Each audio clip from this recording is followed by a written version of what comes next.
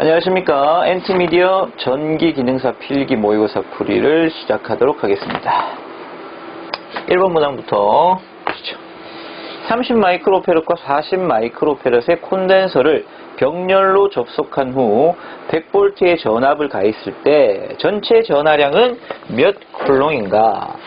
자, 전하량 Q는 콘덴서가 축적하는 전하량은 정전 용량 C 곱하기 전압 V다. 그죠? Q는 CV. 여기에서의 정전 용량은 30과 40의 병렬, 전체 합성 정전 용량이 되고요. 병렬일 때 합성 정전 용량은 각각의 정전 용량을 더해줍니다. 그죠? 더해줍니다. 저항의 직렬처럼. 자, 30과 40, 70 마이크로페럿이겠죠. 10의 마이너스 6승. 여기에 전압은 100V. 하여 70 곱하기 10의 마이너스 4승 페럿이다. 이렇게 볼 수 있겠네요. 답은 4번. 자, 2번 문항. 자체 인덕턴스 L1, L2인 두 코일을 직렬로 접속하였을 때 합성 인덕턴스를 나타내는 식은 상호 인덕턴스는 M이다. 우리가 합성 인덕턴스라고 얘기를 하면 합성 인덕턴스는 가동결합이냐 차동결합이냐에 따라서 합성 인덕턴스 L0는 자체 인덕턴스, 자기 인덕턴스의 합에 2배의 상호 인덕턴스를 더하고 빼주는 경우가 발생해요. 그죠? 자, 여기서 플러스의 상호 인덕턴스 더해주는 경우가 생긴다면 이때는 가동결합이다 이렇게 하고요. 마이너스 부호가 들어올 때는 차동결합이다 이렇게 얘기하죠.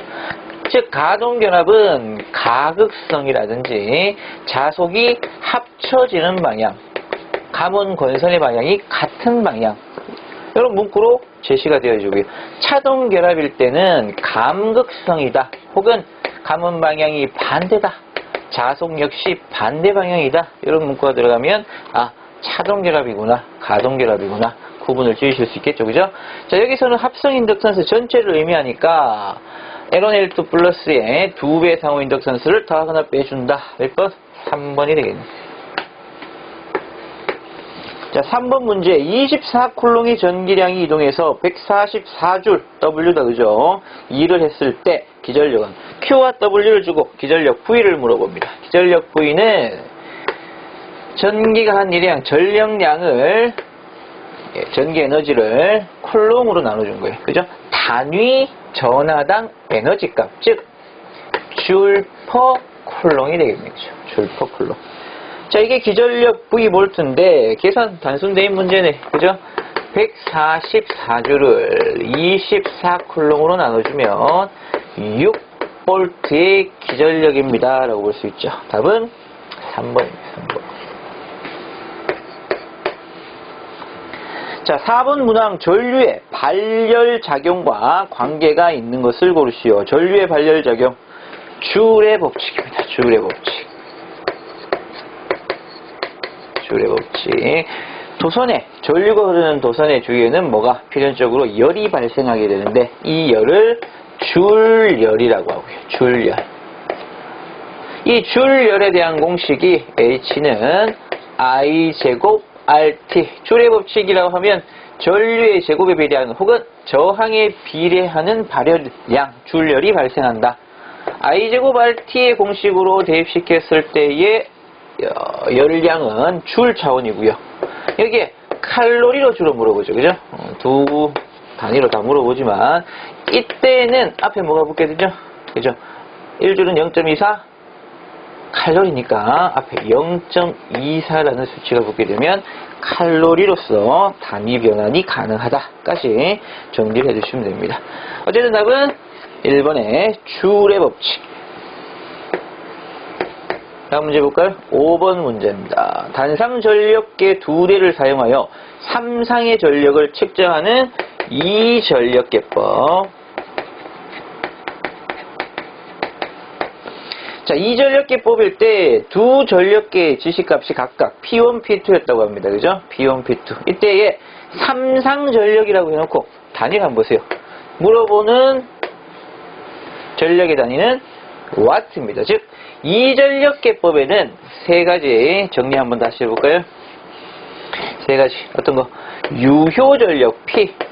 그죠? P1 플러스 P2 와트 하는 유효전력이 있을 수 있고요. 자, 이전력계법에서 무효전력. 전력계가 두 개니까 P1에 P2에 지시값을 갖는다는 거예요. 그죠? 무효전력을 구하시오. PR은 루트 3배의 P1 마이너스 P2 단위는 무효전력이니까 바가 될 테고요. P상전력은 유효전력과 무효전력의 벡터 합이다. 그죠? PA라고 한다면 이 값은 2 루트 P1의 제곱 플러스 P2의 제곱 마이너스 P1, P2의 곱 단위는 볼트 암페어가 되겠죠. 자, 세 가지 유형의 유효전력, 무효전력, P상전력을 이전력계법에서 여러분들 반드시 정리를 하시고요. 더불어 코사인 세타를 묻는 문제가 있죠. 코사인 세타는 전체 PA, P상전력분의 그죠? 유효전력 P로서 각각 대입을 시켜주면 되니까. 자, 가장 많이 묻는 건 본 문제와 같은 유효전력의 값입니다. 유효전력. 각각의 지시값이 P1, P2라고 했을 때 유효전력은 4번이 되죠. 그죠? 이전력계에서는 단순히 더해주는 더해주는 것은 3상의 유효전력이 된다라는 뜻입니다. 6번 문제 봅니다. 6번. 출력이 P kV 암페어의 단상 변압기 2대를 V 결선한 때의 3상 출력은 얼마인가? 3상 출력. V 결선에 대해서 정리를 해보면요. V 결선. 일단 V 결선이었을 때의 출력은 한 대의 변압기의 루트 3배 출력이 되죠. 이용률과 출력비가 있는데 이용률은 변압기 2대분의 설비 용량분의 3상 V 결선의 출력 루트 3 VI 즉 2분의 VI는 0.867 출력비 같은 경우에는 고장 전후의 비를 의미합니다. 고장 전 델타 결선이었을 때 출력분의 고장 후 V 결선일 때 출력 즉 고장 전에는 세대였겠죠. 그죠? 3VI분의 루트 3VI 계산하면 3분의 루트 3 얼마?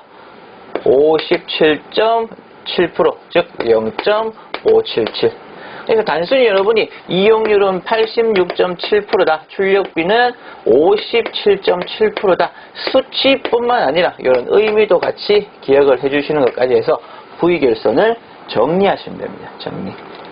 자, 이 문제에서는 V결선의 3상 출력을 물어봅니다. 한 대였을 때 몇 배? 루트 3배. 답은 2번이 되겠죠. 2번. 자, 7번 문항. I는, 자, 보세요. I는 3 사인 오메가 t 플러스 4의 사인 3 오메가 t 마이너스의 세타. 기본파와 3고조파의 항으로 나눠져 있는데, 이때 전류의 등가 사인파의 최대값을 물어봤어요. 최대값. 자, 비정연파였을 때의 시료값을 묻는 문제도 있고요. 최대값을 묻는 문제도 있어요. 최대값은 각 파의 최대값을 가져오면 되는 거고, 시료값을 계산하시오. 일반적으로 그냥 크기, 비정연파의 크기는 시료값이다. 그죠? 시료값일 때는 이 최대값을 루트 2로 나눠준 값으로 가져와야 이게 시료값의 계산 연산이 되는 거죠. 그죠? 자, 최대값을 구하라고 했으니까요. 최대값 IM은 자, 기본파였을 때의 최대값 3이다. 그죠? 3고조파였을 때의 IM3 최대값을 4다. 그죠? 제곱 합의 평만금 제곱근 이게 벡터 합을 표현할 때의 식입니다. 그죠? 자, 계산은 쉬워요. 3, 4 3의 제곱 플러스 4의 제곱을 루트 씌우면 3, 4 5 암페어의 최대값을 가지게 된다. 이렇게 대답하시면 되죠. 답은 4번입니다. 그죠? 4번. 자, 다음 문제 8번 문항입니다. Q1, Q2 4 곱하기 10-5승, 6 곱하기 10-5승 두 개의 Q1, Q2 두 전하가 자유 공간에 2m 거리에 있을 때 그 사이에 작용하는 힘. 어떤 법칙? 두 전하 사이의 작용력, 쿨롱의 법칙입니다. 자, 쿨롱의 법칙, 작용력 F의 값은 4파이 입실론 분의 1 곱하기 거리의 제곱에 반비례하고 각 전하량의 곱에 비례한다. 그죠? 이만큼의 힘이 발생한다는데, 여기 유전율은 입실론 제로와 입실론 S의 곱인데, 자유 공간이라고 그랬죠. 그죠? 입실론 S가 1. 즉, 4파이 입실론 제로분의 1. 숫자로는 9 곱하기 10의 구승값이 됩니다. 거리는 2m라고 그랬고요. 2의 제곱. Q1, Q2의 값이 4 곱하기 10의 마이너스 5승. 5, 6인가요? 6 곱하기 10의 마이너스 5승에 Q1, Q2의 값을 대입시켜 연산을 하게 되었을 때 결과값은 5.4N이 나오네요. 5.4N. 답은 2번일 수밖에 없는 이유는, 자, Q1, Q2가 플러스, Q2도 플러스. 같은 부호의 전하끼리는 어떤 힘이 작용한다? 서로 밀어내는 청력, 반발력이 작용하게 되죠. 그죠? 반발력이 작용하므로 1, 2번에 5.4N의 반발력을 찾아 2번으로 답하시면 되겠죠. 2번. 자, 다음 9번. 평형 조건이 맞는 식은 하고 얘기하죠. 평형 조건. 브릿지 평형 조건의 문제로서 브릿지 평형 조건. 각 변에 콘덴서, 캐패시터 C가 있고요. 그 다음에 저항 두 개가 있네요. R1과 R2. 여기서 정전 용량 C1, C2. 여기에 전압이 인가된 경우입니다. 자, 브릿지 평형 조건이라고 얘기를 했을 때, 브릿지 평형 조건에서는 이 중간 단자에 전류가 흐르지 않게 되는 경우가 발생하겠죠. 이때는 평형 조건을 만족한다라고 하면 마주 보는 것끼리의 임피던스의 곱은, 여기 마주 보는 거죠, 그죠? C1과 R2의 임피던스, C2와 R1의 임피던스끼리의 곱이 서로 같다. 자, 임피던스로 표현을 해볼게요. R1과 R2는 그대로 R1 옴, R2 옴으로써 임피던스 값이 정해질 거고, C1은 J 오메가 C1분의 1, C2는 J 오메가 C2분의 1이 되겠죠. 즉, 보십시오. R1과 마주보는 것끼리의 곱, R1 곱하기 J 오메가 C2분의 1은 R2와 마주보는 거, R2 곱하기 J 오메가 C1분의 1. J 오메가 약분을 시키고, 뭐에 대해서 정의를 내릴까요? R1과 R2. R1에서 C1을 이항시키고, C1. R2에서 C2를 이항시키면 R2, C2가 되겠죠. 즉, R1, C1은 R2, C2와 같다. 몇 번이죠? 1번이네요. 그죠? 1번. 자, 어떤 임피던스가 위치하게 되는지에 따라 마주보는 것끼리의 계산 연산은 틀려질 수가 있어요. 그죠? 그래서 1, 2, 2라고 외우지는 마시고, 그때그때의 임피던스를 구하는 요령을 파악하시면 돼요. 만약에 L 성분이 있다. L 성분, 코일 성분. 그러면 J 오메가 L이 되겠죠. 그죠? J 오메가 L. 자, 10번 문제. 공기 중에서 플러스 M 웨버의 자극으로부터 나오는 자기력선의 총수를 나타낸 것을 골라라. 가우스의 정리. 자, 자기력선 수와 자속선 수를 수학적으로 표현한 게 가우스의 정리인데, 자기력선 수 N개는 뮤, 투자율 뮤분의 M웨버, M개다 이렇게 얘기하면 돼. 자속선 수는 M개가 되겠죠.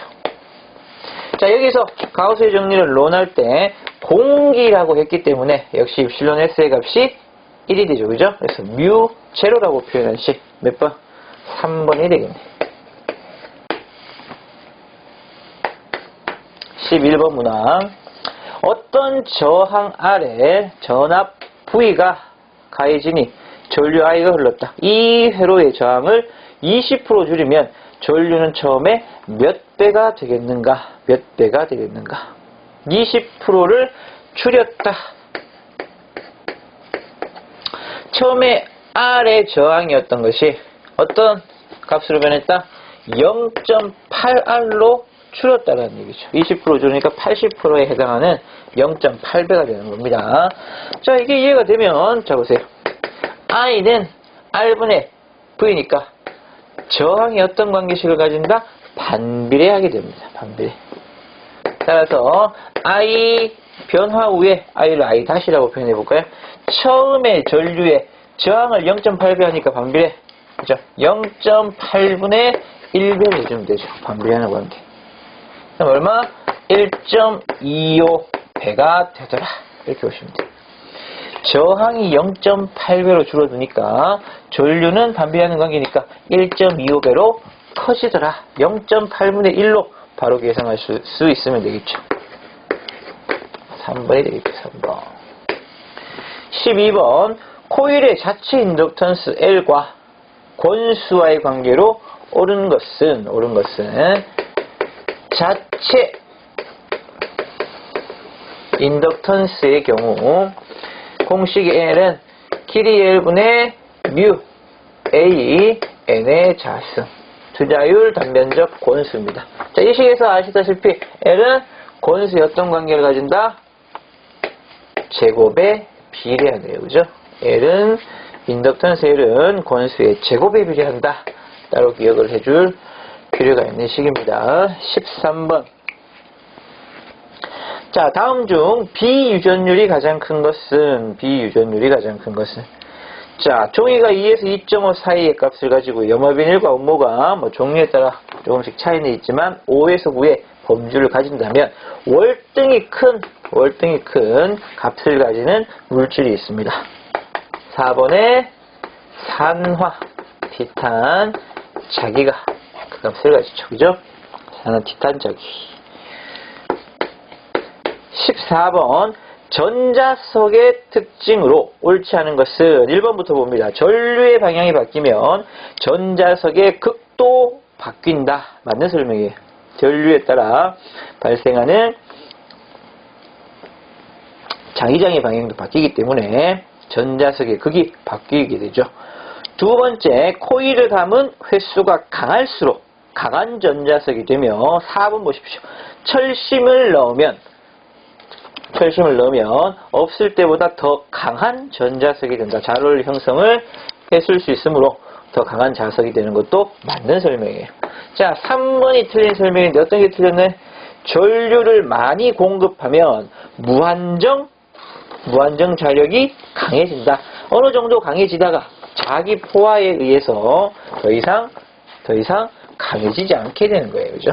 자기 포화가 된다.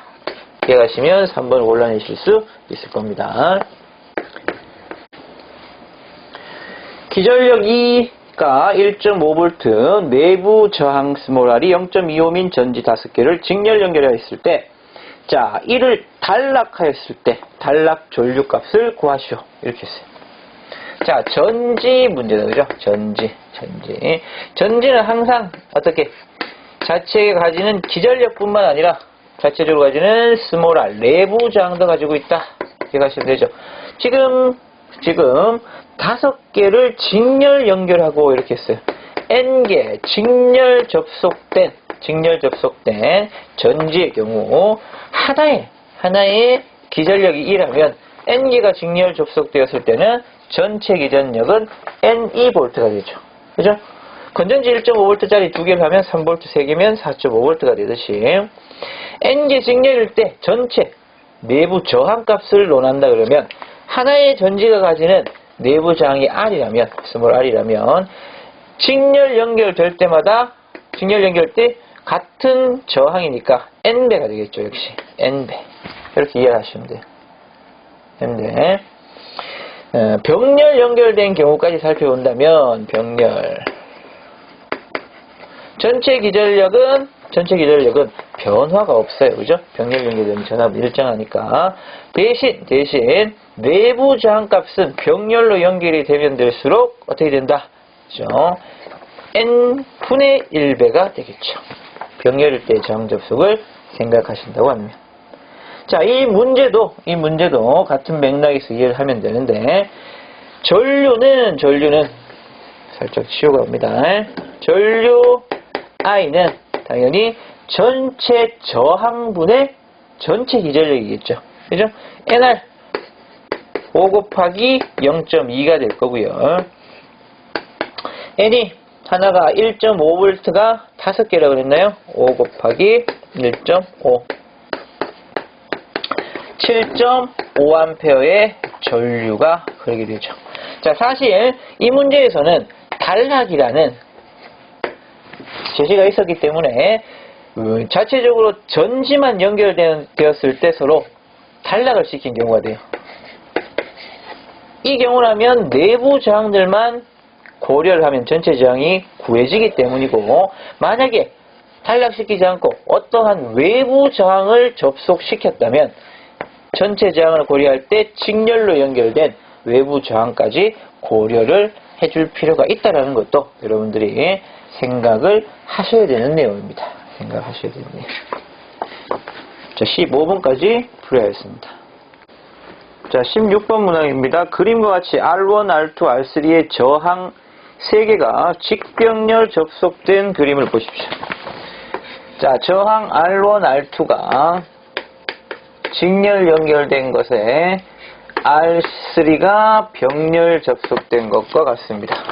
자, 직렬 연결된 상부의 두 저항은 R1 플러스 R2로 합성 저항값이 나타내지고, 이 두 저항이 병렬 접속된 것과 같다. 그죠? 그래서 전체 합성 저항은 R1 플러스 R2라고 하는 상부의 저항과 하부의 R3의 저항을 병렬 접속한 것 같다. 더한 것분의 곱한 것으로 계산을 하죠. 즉 R1 플러스 R2에 R3가 더한 것분의 곱한 것, 이렇게 계산하는데 역수합의 역수의 개념입니다. 자, 답을 고르신다면 1번이 되겠죠. 1번. 17번 6분의 파이 라디안은 몇 도인가? 우리가 각을 얘기할 때 디그리라고 하는 도를 얘기할 수도 있고요. 그죠? 호도법에 준하는 각 라디안의 각을 나타낼 때도 있어요. 상호 어떻게 변하는지를 여러분들이 쉽게 판별을 하시려면 180도 일대가 파이 라디안의 값을 가진다라는 기준점을 두고 여러분들이 생각을 하시면 돼요. 즉, 이 파이 같은 경우에는 몇 도? 360도가 되는 거고요. 360도. 90도가 2분의 파이가 되겠죠. 60도는 3분의 파이, 45도는 4분의 파이, 30도는 6분의 파이라고 생각을 자동수에 하시면 됩니다. 자, 여기서는 6분의 파이는 몇 도인가 얘기하니까 30도의 디그리에 해당한다 보시면 되죠. 18번 246 페럿의 콘덴서 3개를 병렬로 접속했을 때 합성 정전 용량은 저항의 직렬 계산과 같습니다. 그죠? 병렬일 때 C1 플러스 C2 플러스 C3가 되겠죠. 2 플러스 4 플러스 6인가요? 12 페럿. 4번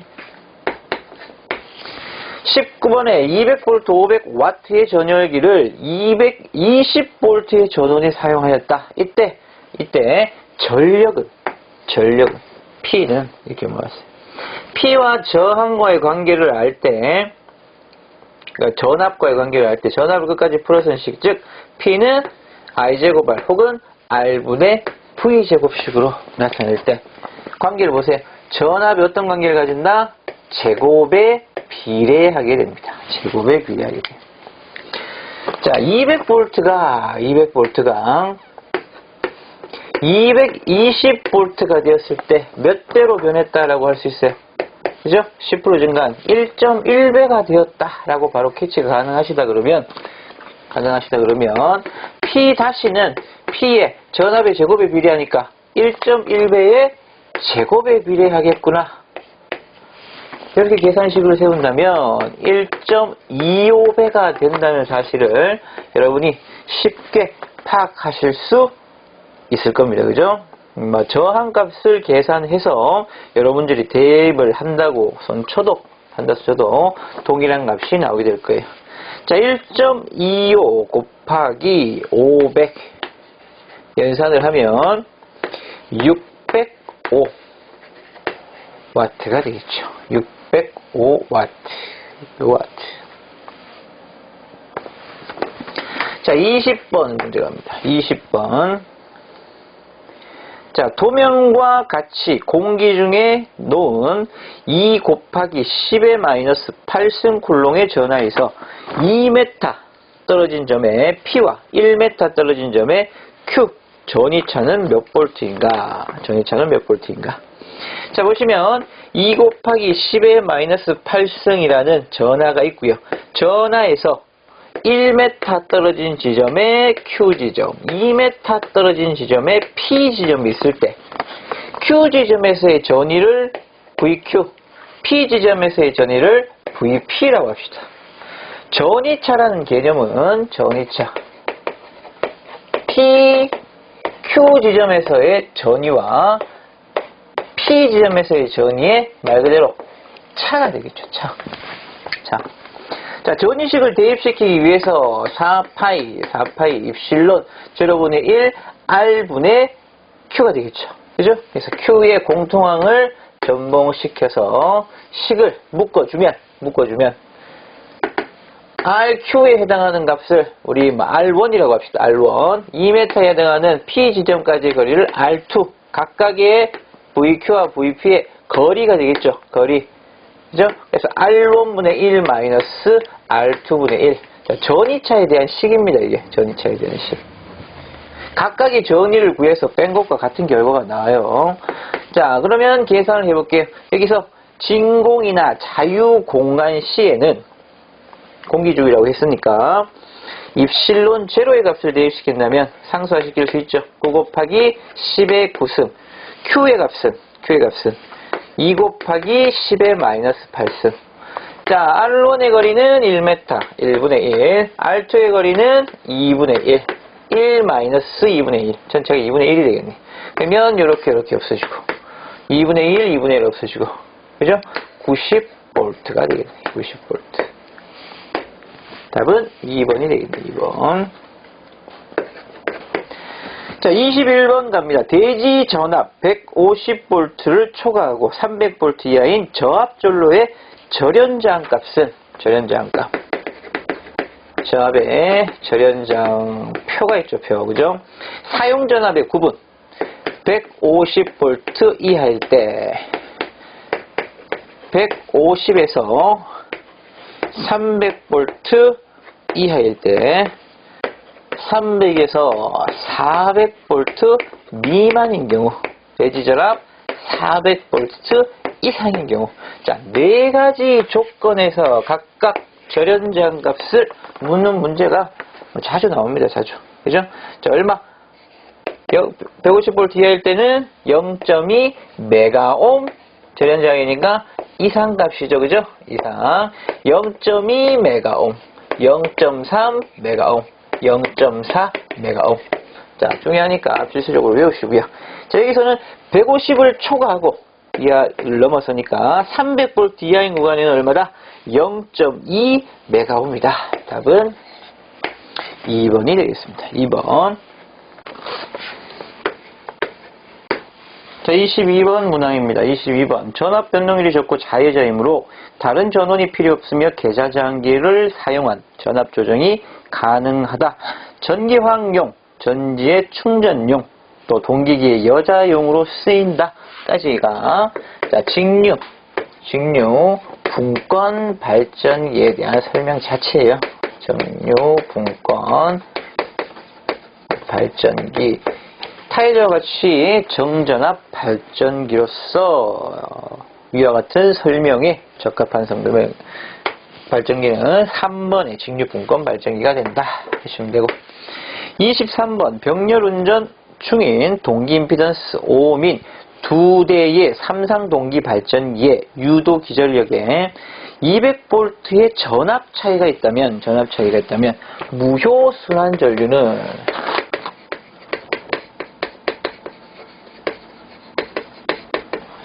무효 순환 전류의 식은 2배의 임피던스 분의, 자, 여기서 말하는 전압 차이를 E1 E2 자체를 주어준 거죠. 그죠? 200V고요. 2배의 임피던스를, 동기 임피던스를 5옴으로 줬습니다. 5. 10분의 200. 그죠? 20A의 무효 순환 전류가 나오겠죠. 답은 3번이 됩니다. 3번. 24번 인버터란 1번 보기부터 볼까요? 교류를 직류로 바꿔주는 것을 컨버터, 2번 문항처럼 DC를 AC로 바꿔주는 것을 인버터라고 얘기를 합니다. 인버터. 자, 2번이 답이 되고요. 3번처럼 교류로 바꾼다. 사이클로 컨버터. DC를 같은 DC로 바꾼다. 초포의 의미죠. 그죠? 각각의 보기에 나오는 해당 장치를 여러분이 기억을 꼭 하실 필요가 있습니다.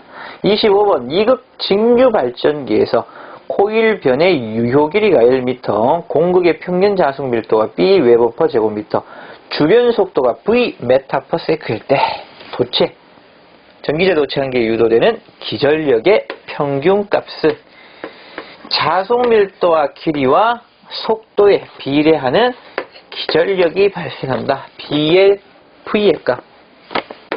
공식이에요. 그죠? BLV. 라고 여러분이 기억을 하시면 되고, 26번 권수비 A가 30이라고 합니다. 30.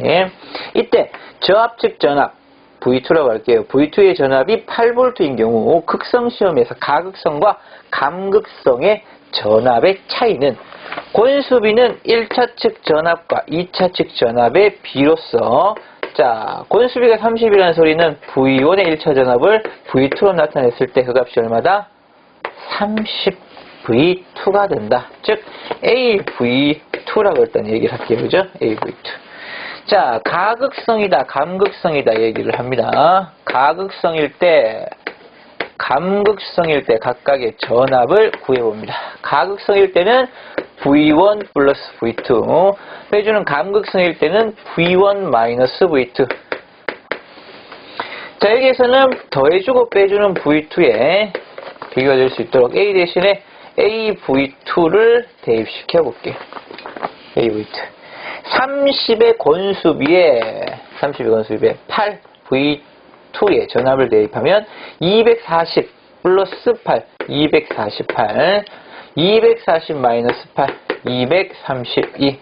즉, 이 차이 전압의 2배가 되겠네요. 그죠? 차이는 가극성에서 감극성의 전압의 차이는 248V 마이너스 232, 즉 16V에 해당이 됩니다. 16V. 몇 번이죠? 2번. 자, 27번 문제. 다음 중 턴오프, 소호라고 얘기하는 턴오프가 가능한 경우, 턴오프, 게이트 턴오프의 명칭이 GTO입니다. GTO. 이 명칭에서 나타내다시피 GTO 같은 경우에는 게이트에서 전류를 점호할 때 반대로 흐르게 함으로써 소호가 가능한 소자 GTO, 이렇게 직류 및 교류 제어용 소자로 쓰이는 GTO의 역할을 명칭을 기억해 주시면 되고요. 답은 1번. 자, 28번. 삼상 유도 전동기의 회전 원리를 설명한 것 중 틀린 것은 2번이 틀렸죠. 2번. 자, 보십니다. 회전자의 회전 속도를 증가하면 슬립. S는 시기. NS분의 NS-N인데, 동기 속도가 각각이, 즉, 속도를 증가시키게 되면, 당연히 빼주는 값이 커지니까 그 값은 감소하겠죠. 그죠? 슬립 자체는 작아진다. 감소한다라고 하셔야 돼요. 그죠? 2번이 증가한다가 감소한다로 바뀌게 되니까 2번이 틀린 설명. 29번 문제 봅니다. 직류 분권 발전기를 동일 극성의 발전기를 동일 극성 전압을 단자에 인가하는 전동기로 바꿔준다. 전동기.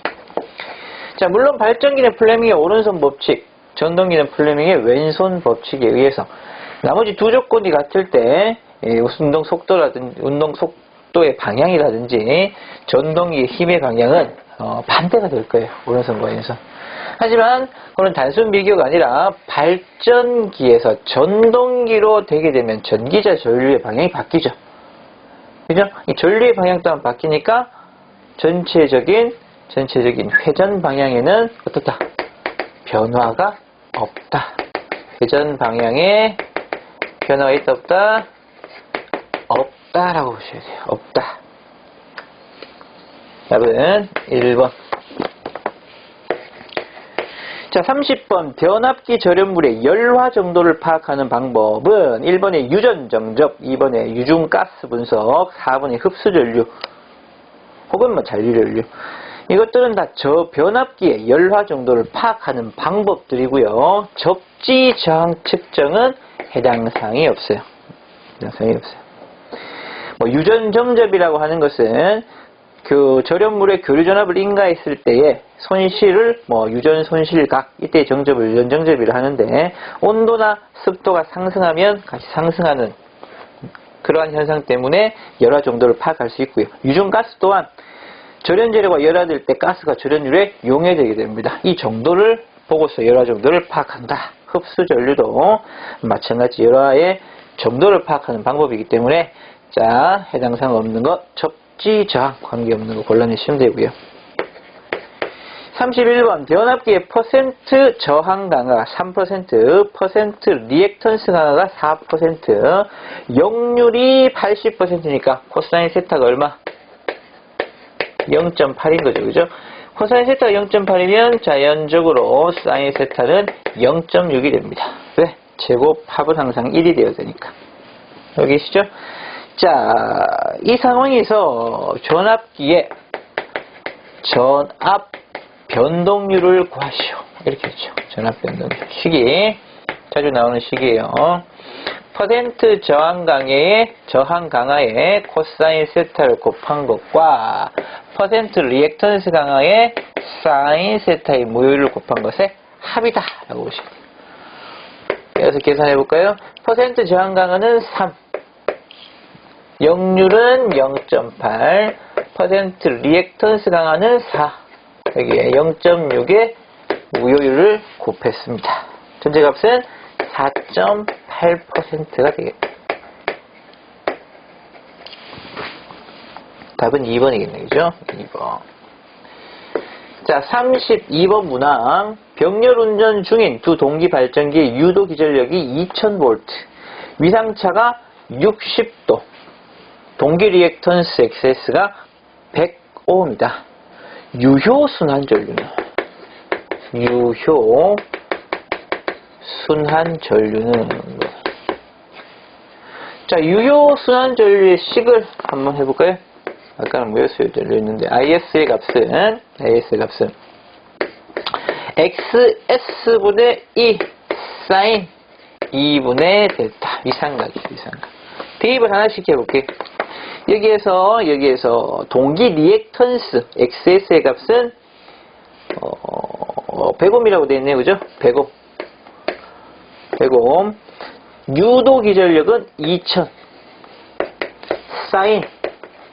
사인에 2분의 이상차는 60도라고 얘기했죠. 60도. 자, 대입시켰을 때 결과치는 10A가 됩니다. 10A. 답은 2번.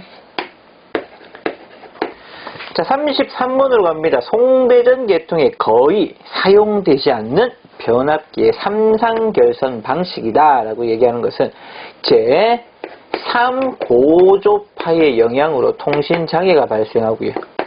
그죠? 그 다음에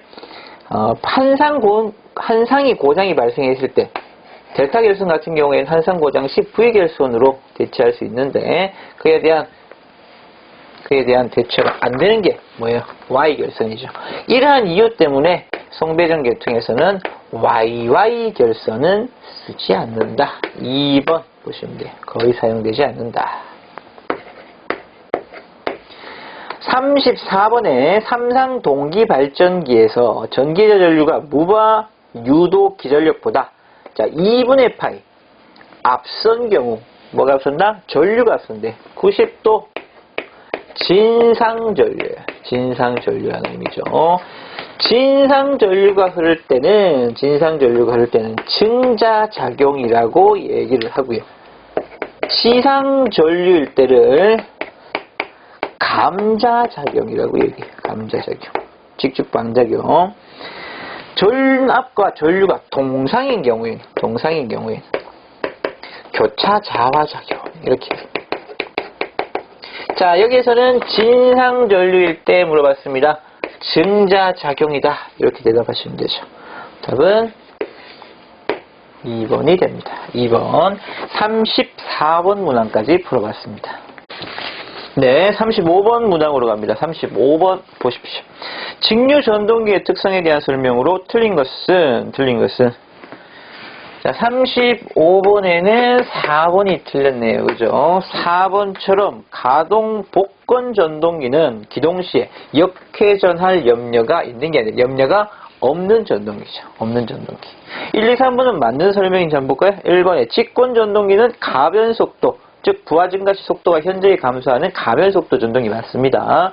2번에 분권 전동기 같은 경우에는 계좌 회로의 퓨즈를 사용하게 되면 계좌 전류가 제로, 퓨즈가 끊어질 때 부하 전류, 계좌 전류가 0이면 속도가 급격히 상승해서 위험하다. 그죠? 그래서 2번도 맞는 설명. 3번에 분권 전동기는 정속도 전동기라고 했으니까 4번이 틀린 설명이 맞네요. 그죠?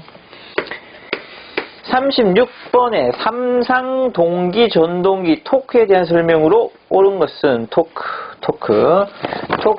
T는 전압에 비례하는 값이다. 비례하는 값이다. 공급 전압의 크기에 비례한다. 1번이 되겠습니다. 1번. 37번에 그림을 보십시오. 삼상 유도 전동기의 고정자 권선의 결선도를 나타낸 것이다. 맞는 사항을 고르시오. 좌측에 보시면 A, B, C에서 선이 이렇게 각극으로 향하게 되죠.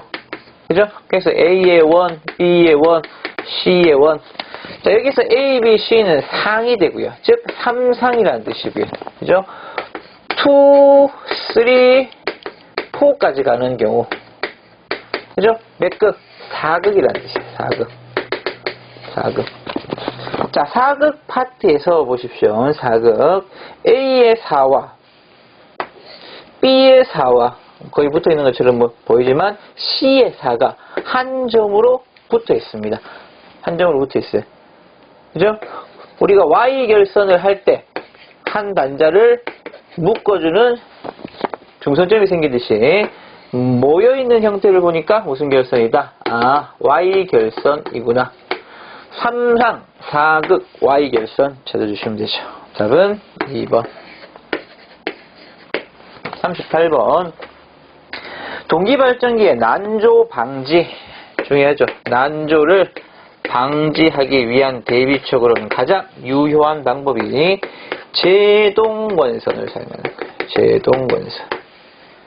작은 면에 유도 전동기 농용 권선과 같은 권선을 설치하고 설치하는 것을 일단 제동건선인데, 방지 대책에 제동건선뿐만 아니라 조속기의 감도를 적당히 하거나 플라일 효과를 높이면 난조를 팅을 줄여줄 수 있다. 방지할 수 있다. 자, 난조 방지하면 일단 제동건선 기억 필요하시고요. 39번에 직류 발전기의 계자에 주된 역할. 1번 보기부터 보시면 돼요. 1번에 기전력을 유도한다. 전기자에 대한 설명. 두 번째, 자속을 만든다. 자속 파일을 만드는 것은 계자. 2번이 자속을 만드는 거군요. 그죠? 3번에 정류작용을 한다.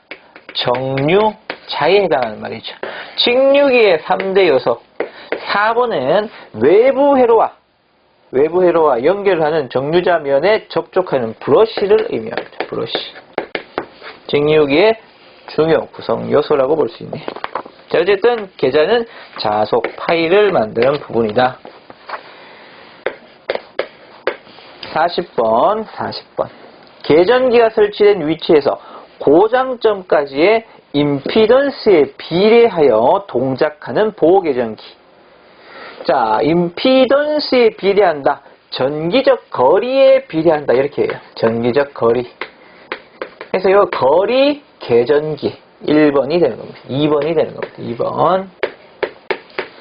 41번에 자가용 전기 설비의 보호 계전기의 종류가 아닌 것은 과전류, 과전압, 부족전압 계전기 같은 경우는 자, 보호 계전기 용도로 쓰지만 보호 목적보다 저용에 많이 쓰이는 게 4번의 부족전압 계전기입니다. 부족전압 계전기. 부족전류 계전기.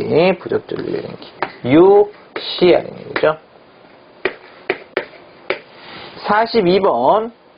애자사용공사에서 전선의 지지점 간의 거리는 전선을 조형제의 윗면 또는 옆면을 따라 붙이는 경우에 몇 메타가 되는가? 애자사용공사. 지지점 간 거리는 2m. 2m. 답은 2번이 되고요. 43번 봅니다. 불연성 먼지 생각하시죠. 불연성 먼지가 많은 장소에 시설할 수 없는 것은 금속관 1번, 2번에 금속재 가요전선관, 4번에 애자사용공사, 금속 덕트, 버스 덕트, 케이블. 그죠? 금속관 얘기를 했으니까 합성수지관, 애자사용공사가 가능한데 뭐가 틀렸냐면 3번에 2mm 이상의 두께에 해당하는 합성수지관이어야 합니다. 수치가 틀렸네요. 그죠? 2mm 이상의 두께를 가진 합성수지관일 것. 44번은 펜치로 절단하기 힘든 굵은 전선 절단에 사용되는 것은 자 3번의 클리퍼다. 그죠? 클리퍼. 굵은 전선 절단용. 파이프 렌치는 금속 간의 커플링을 조여줄 때 사용하는 거고요. 파이프 커터, 금속관을 잘라줄 때, 절단 시. 와이어 게이지는 전선의 굵기를 측정하는 공구들입니다. 45번 문항. 연선 결정에서 중심 소선을 뺀 층수 n이 2층이다. n이 2다. 소선의 총수는 얼마인가? 소선의 총수. 여러 가닥의 연선을 의미할 때, 자, 중심 소선이 있다면요. 중심 소선을 제외한 한 층의 소선들이 있고요. 또 이 주위에 한 층이 더 있는 경우라면 중간하기식 더 들어가요. 이 수는 전체 중앙에 있는 소선 포함 2층인 경우 1층, 2층입니다. 총 19개가 돼요. 그림으로서 볼 수 있는 것까지 한계가 19개, 2층 정도는 이렇게 보실 수가 있는데 그 층수가 늘어나면 늘어날수록 여러분들 그림으로서 해결하기는 어렵게 되죠. 그래서 공식이 총 소선수를 의미할 때 여기서 중심 소선을 제외한 층수가 2층이라고 얘기를 했죠. n을 2라고 했을 때 총 소선수는 스몰 n이라고 합시다. 스몰 n. 총 소선수는 3n, n 플러스 1에 플러스 1, 즉 6이라고 했으니까요. 2 플러스 1에 플러스 1이니까 19가닥이라는 결과가 나오죠. 19가닥. 19가닥. 그래서 이 층수가 1층이다, 2층이다, 3층이다, 4층이다, 5층이다 계산을 해보시면 1층일 때 7가닥, 2층일 때 보시는 문제와 같이 19가닥, 3층일 때 37가닥, 4층일 때 61, 5층일 때 91 이런 가닥수가 정해지는데 뭐 공식을 외워서 계산을 하셔도 되고 총 소선수의 경우의 수를 좀 기억을 하셔도 되는 부분입니다. 자, 총 소선수뿐만 아니라 어떤 걸 물어볼 수 있죠? 전체 총 단면적을 물어보는 문제도 있어요. 총 단면적. 총 소선수가 정해졌으면 이 소선수의 하나의 단면적을 곱하면 한 가닥의 면적이 A가 되겠죠. 그럼 전체 단면적이 당연히 4 나오겠죠. 또 물어볼 수 있는 게 어떤 게 있냐면 자, 연선의 바깥지름, 전체의 바깥지름. 자, 연선의 바깥지름을 D라고 한다면 D. 우리가 요 한 소선의 지름을 스몰 d라고 합시다. 스몰 d. 자, 2층일 때는 여기서 보시면 걸리는 소선이 D가 몇 개 있는 거예요? 5개 있는 거예요. 5개. 자, 이걸 수식으로 일반화시키면 2n 플러스 1에 소선 한 가닥에 두께 D가 되겠죠. 그럼 전체의 바깥지름이 나옵니다. 전체의 바깥지름. 자, 이 정도가 연선으로 연관된 공식들의 정리였고요. 2층일 때는 19가닥이다. 그렇죠? 46번에 사용전압이 440V인 삼상 유도전동기 외함 접지 440V는 400V를 넘어서죠. 400V를 넘어서는 경우에 접지공사는 몇 종 접지공사? 예, 특별제 3종 접지공사입니다. 특별제 3종 접지공사 한다시 접지선의 굵기가 공칭 단면적 2.5 스퀘어, 2.5 제곱밀리미터 이상을 쓰게 되어 있죠. 자, 답은 1번입니다. 그죠? 1번. 자, 47번. 교류 차단기에 포함되지 않는 것은 HSCB 서킷 브레이크는 하이 스피드 서킷 브레이크의 약자로 직류 고속도 차단기를 의미합니다. HSCB의 의미는 직류용이다라는 것을 기억하시면 돼요. 직류. 48번. 옥내 배선공사 작업 중 접속하면서 뒷꼬리 접속을 할 때에 필요한 것은 가는 전선을 박스 내에서 접속 시 무슨 접속을 한다? 제시된 뒷꼬리 접속을 하고요. 뒷꼬리 접속. 박스 안에서 뒷꼬리 접속으로 모아준다면 여러 가닥의 전선이 서로 꼬인 뒷꼬리 접속으로 모아주겠죠. 그죠? 이때 와이어 커넥터 속에 이런 나선형의 형태로 홈입혀져 있는 와이어 커넥터를 이용하게 되죠. 와이어 커넥터.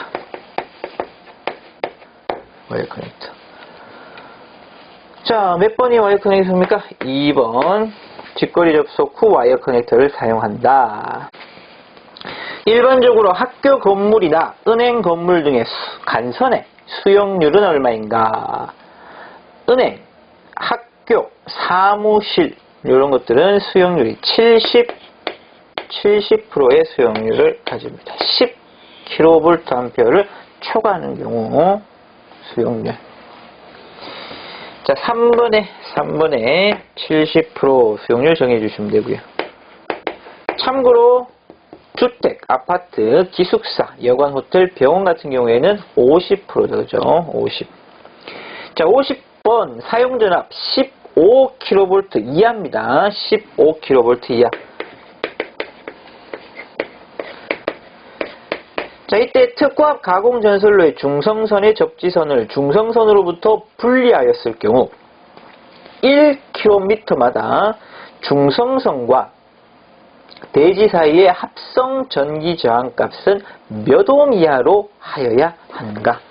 15kV를 이하일 경우 15kV를 초과하고 25kV 이하인 경우 이때 합성 저항치 1km마다 중성선과 대지 사이의 합성 전기 저항입니다. 합성 저항이라고 줄이면 얘기하면 15kV 이하인 경우에는 30옴 이하, 15kV를 초과하고 25kV 이하인 경우에는 얼마?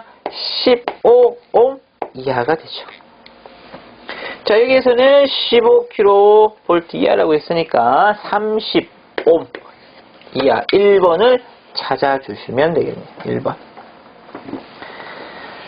자, 51번 문제 보십니다. 51번. 저압 크레인 또는 호이스트 등의 트롤리선을 애자 사용공사에 의해서 옥내의 노출 장소에 시설하는 경우, 자, 이러한 접촉전선 공사를 얘기합니다. 트롤리선의 바닥에서의 최소 높이는 몇 메타 이상으로 설치하는가? 자, 이러한 저압 접촉전선 공사에서는 저압 접촉전선의 경우에는 트롤리선이라고 했죠, 그죠? 자, 전선의 바닥에서의 높이는 몇 메타 이상? 3.5m 이상 기억하시면 돼요. 3.5m 이상. 4번이 되겠죠. 자, 52번에 계기용 변류기 CT, 계기용 변압기를 PT, 하나미 닮은 것을 MOF, 계기용 변성기 함이라고 얘기하는데, 일단 계기용 변류기 약키는 CT니까 1번이 될 거고요. 2번 WH는 전력 양계를 의미하는 거고요. 와트아워. 3번에 CB, 서킷 브레이크, 교류 차단기, 차단기가 되겠죠, 그죠? DS는 달로기를 의미합니다. 달로기. 53번 가공전선로의 지지물에서 다른 지지물을 거치지 아니하고 수용 장소에 인입선 접속점에 이르는 가공전선을 가공인입선이라고 해요. 가공인입선. 이 수용 장소에 다른 수용 장소에 인입물이 지지물을 거치지 않고 가는 것을 연접인입선, 이렇게 얘기하죠. 3번의 가공인입선. 54번에 간선에 접속하는 전동기의 전격 전류의 합계가 100A인 경우에 간선의 허용 전류가 몇 암페어의 전선의 굵기를 선정하여야 하는가? 자, 전동기의 합계 전류의 몇 배를 하는가? 이렇게 정해지는데, 간선의 허용 전류를 구할 때는 몇 암페어가 기준이죠? 50A. 50A 이하이냐, 50A를 초과하느냐. 50A 이하인 경우에는 전동기의 전류 합계의 몇 배? 1.25배를 해주고요. 50A 초과하는 경우 1.1배를 해줍니다. 따라서 지금 제시된 100A의 전동기 전격 전류의 합계의 몇 배? 1.1배를 해주면 110A가 나옵니다. 110A. 답은 2번이고요.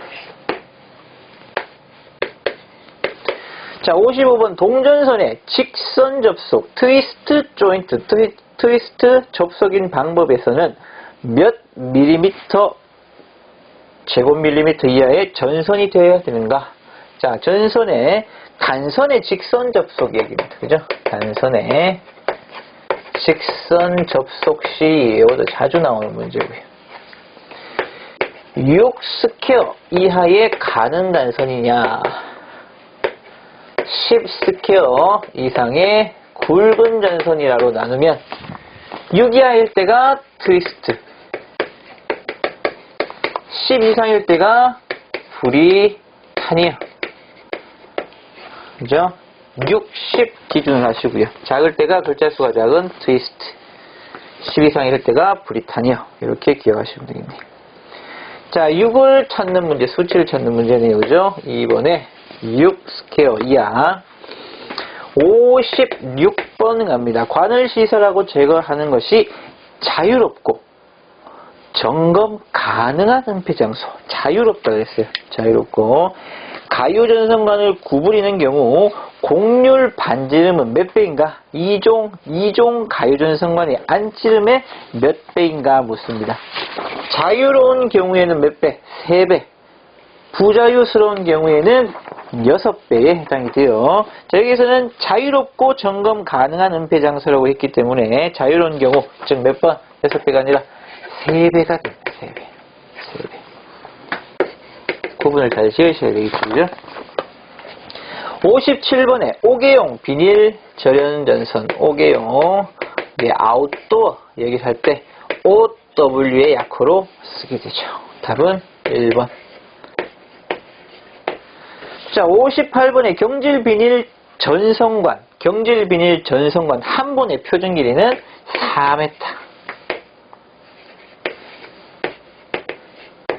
자, 59번 문제 갑니다. 차량 기타 중량물에 하중을 받을 우려가 있는 장소일 때 지중 전선로를 직접 매설식으로 매설하는 경우 매설 깊이 직매식의 매설 깊이를 정할 때 여러분이 압력을 받을 우려가 있는 곳인가 압력을 받지 않는 곳인가에 따라서 나눠지죠. 압력이 받을 우려가 있으면 좀 더 깊이 묻어야 될 겁니다. 1.2m 이상 없는 경우에는 0.6m 이상 많아지죠. 자, 1.2m는 몇 cm? 120cm니까 답은 4번이 되네요. 그죠? 4번. 자, 마지막 60번 문제 보겠습니다. 토지의 상황이나 기타 사유로 인하여 보통 지선을 시설할 수 없을 때 전주와 전주간 또는 전주와 지주간에 시설할 수 있는 지선. 여러분들은 상황이 기타 사유로 인해서 보통 지선이 안 될 때라는 문구에서 힌트를 얻으셔가지고 수평지선 기억하세요. 수평지선. 다른 지선의 특징들도 한 번씩 읽어보시면 됩니다. 자, 60번까지 풀이를 모두 완료했습니다. 수고하셨습니다.